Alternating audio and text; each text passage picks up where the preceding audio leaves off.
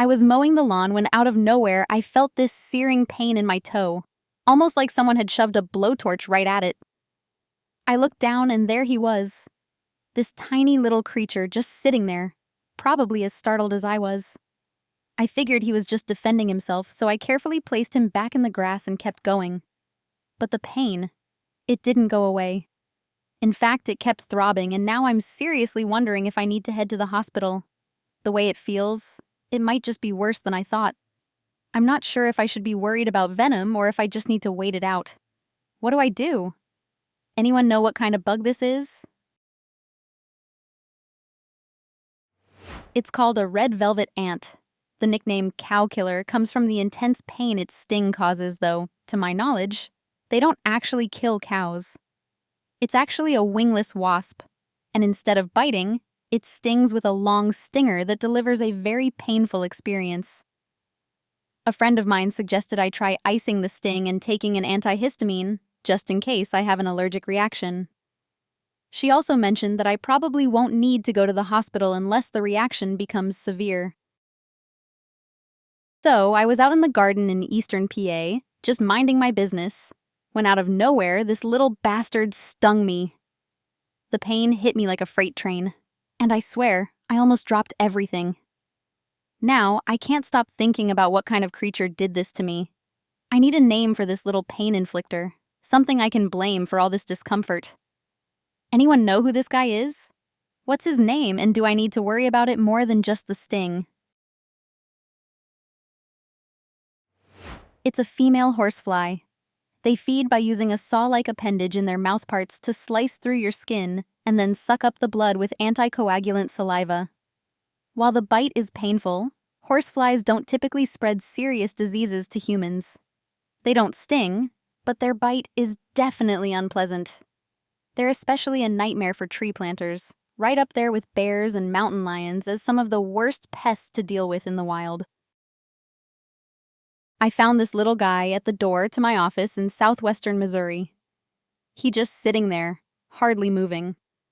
I coaxed him onto my hand, and he was so slow, almost like he wasn't in a hurry to react. It took a bit for him to actually move, so I decided to put him in the grass where he could be free.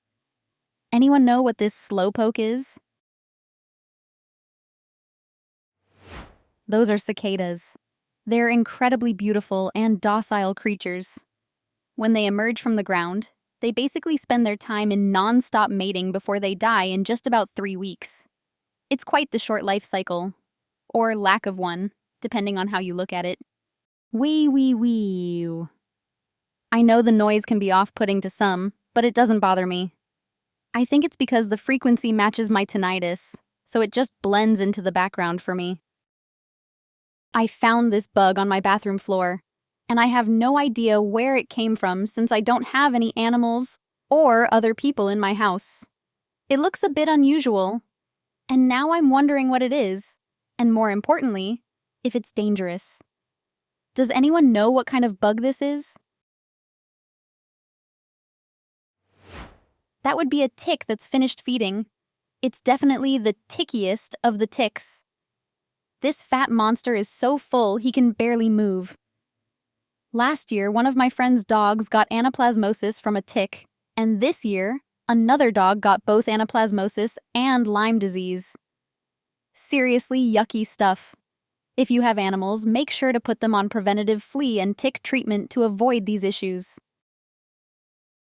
My friend found this in Matawan, New Jersey, crawling on her tire. It looks like a bundle of wheat or something similar, and I'm really confused about how it works. Anyone know what this is or what it could be doing on her tire? It's called a bagworm. They're larvae that use silk and debris to build a little house they carry around with them until it's time to pupate. Once ready, they'll hang their house on a branch or something, close it up, and transform into moths.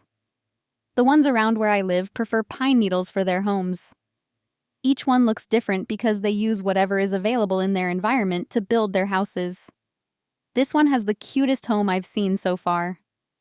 In my area, they mostly use leaves and twigs, which are still cute, but wheat really adds an adorable touch to them.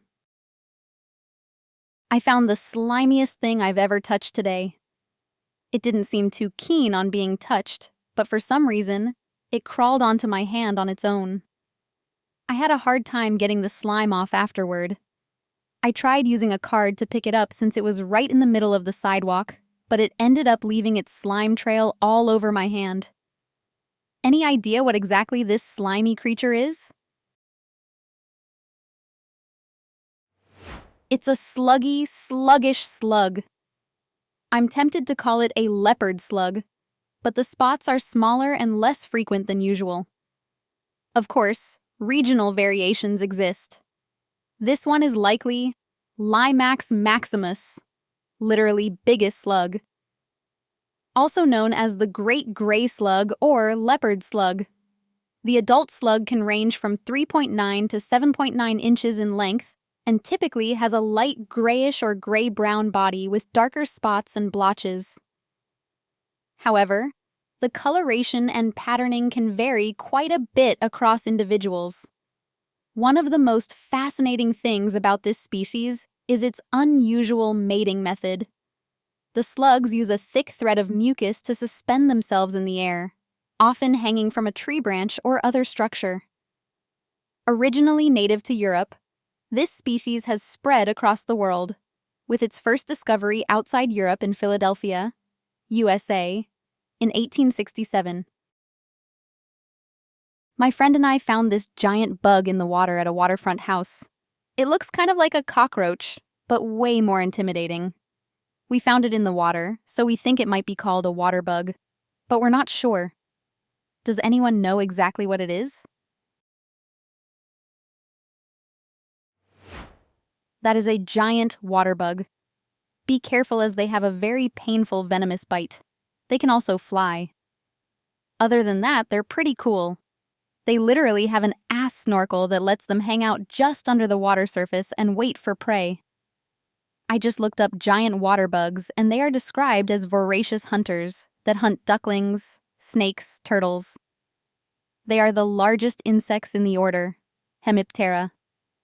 These predators are typically encountered in freshwater ponds, marshes, and slow-flowing streams.